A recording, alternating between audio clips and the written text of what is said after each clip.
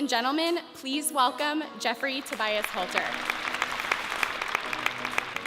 Shoes, women's shoes. What do women's shoes have to do with engaging men in women's leadership advancement?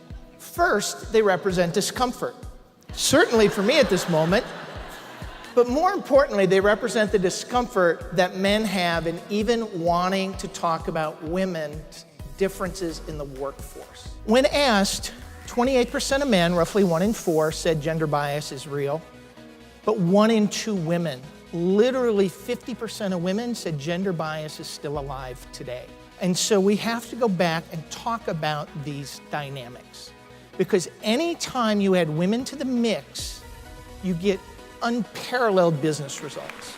Women are the economy of the United States. $7 trillion, larger than the economy of India and China combined.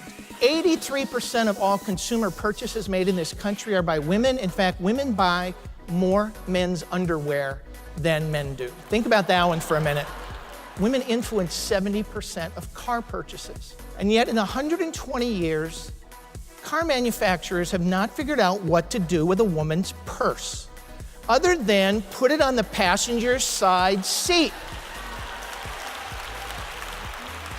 And you know what happens. You hit the brake and your entire world goes flying out in front of you. And so I want you to go back and I want you to ask the men in your organization to do 4 things.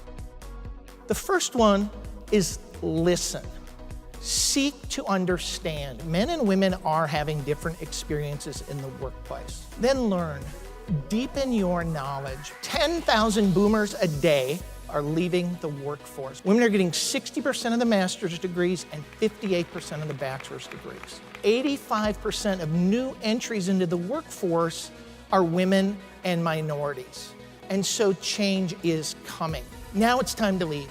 Set an example to ask women why they're not interviewing for a job. You know you're capable. It's time for you to step up. It's time for you as a leader to talk about your business case. But even leadership isn't enough to drive change.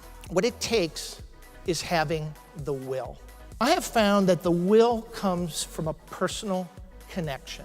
Men, never make the connection that if I'm not advocating for women in the workplace, what legacy am I leaving for my daughter? When you go back, I want you to think about shoes. Not size 14 red pumps, but I want you to think and remind men about that first pair of shoes and all the dreams we had for our daughters. Because by reminding them about their responsibility, we can drive systemic change in America today for our daughters. So thank you very much.